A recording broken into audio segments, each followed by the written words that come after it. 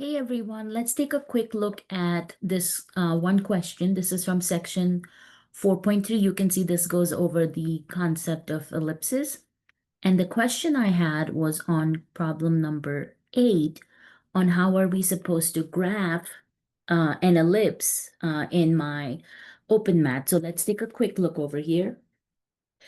So as you can see, we are given the standard equation of our ellipse over here, which is not centered at the origin. It is centered, not at 0, 0, right? Which is where our origin is. As we can see, it is going to be centered a little bit off of that. So the first thing you want to do is find out what the center of your ellipse is going to be.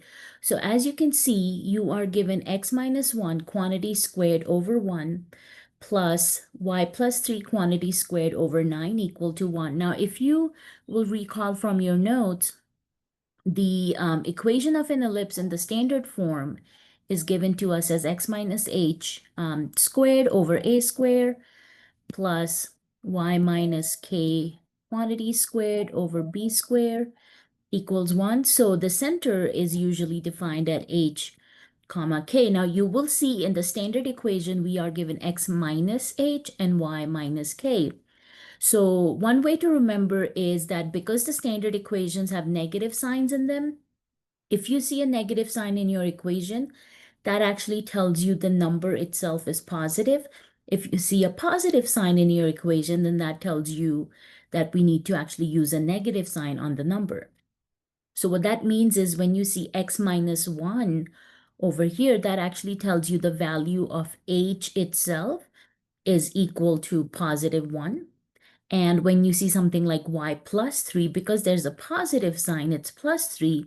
That means technically your k value is a negative number, so you have negative 3 as the k value. Another easy way to remember is you go with the opposite sign of what is given to you inside the parentheses. So since you see negative 1 for the x minus 1, that means go with the opposite sign. The 1 becomes positive. Y plus 3 has a positive sign, so go with the opposite. So the positive becomes negative, and you end up with negative 3 as the k value. So our center will be at positive 1 and negative 3. So we have the center now. Now remember, the other thing you will need when graphing the ellipse is knowing where your vertices or your endpoints are going to be for your major axis and your minor axis. So remember, this is going to be a ellipse which opens horizontally, and we know that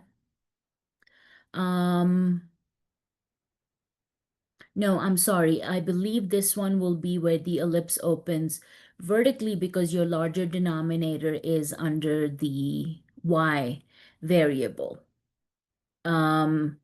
So yeah, sorry, I was thinking of hyperbolas, but that's a different section. So sorry about that confusion. So this will actually be an ellipse that opens vertically, and we know that because the larger denominator is under the y variable. If the larger denominator was under the x variable, that's when it opens horizontally. So obviously that is not the case here. So what you need to do is, obviously the first thing you will do is pick the right tool.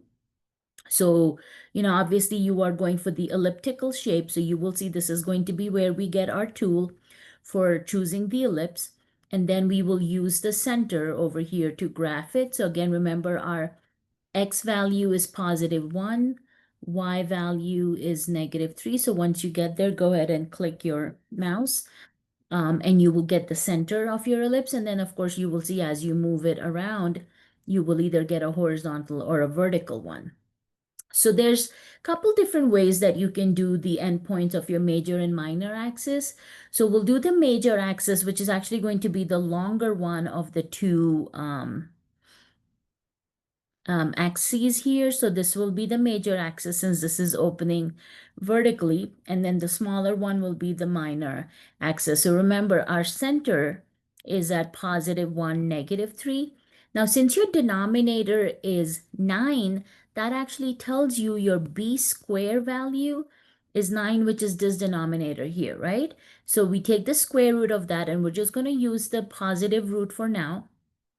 So when you take the square of 9, of course, the positive root will be 3, which means from the center, you need to count 3 units up and 3 units down to get the endpoints of your major axis. So of course, then you would start at the center and you would go up 1, 2, and 3 units, right? Now we need to know where the endpoints or the vertices of the minor axis will be. So that's where the denominator under x is going to come into play, since that was the smaller denominator that gives us the value we need to find the vertices of the minor axis. So again, take the square root of 1, which again, in this case, keep the positive root. So square root of 1 is going to be 1, which means on our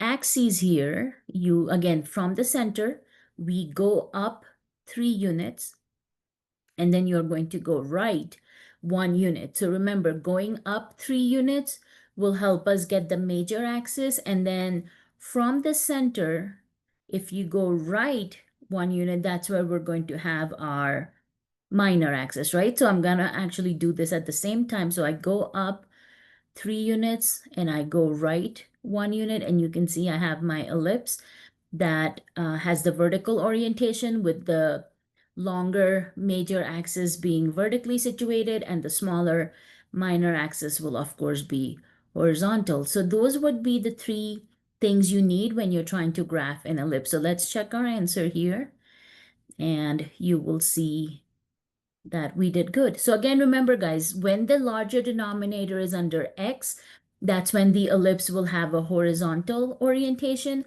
When the larger denominator is under y, that's when you will have a vertical orientation to your ellipse. So you need to know the center of the ellipse. You know, of course, if the numerator was just given to you as x squared and y squared, that's when you know your ellipse is opening at the center. But when it's given to you in this form of x minus h quantity squared and y minus k quantity squared, that's when you know you're not going to be at the center, 0, 0, and your center will be moving, based on those x and y coordinates that you see in the equation. So give this a try and let me know if you have any questions. All right, good luck. Take care, everyone.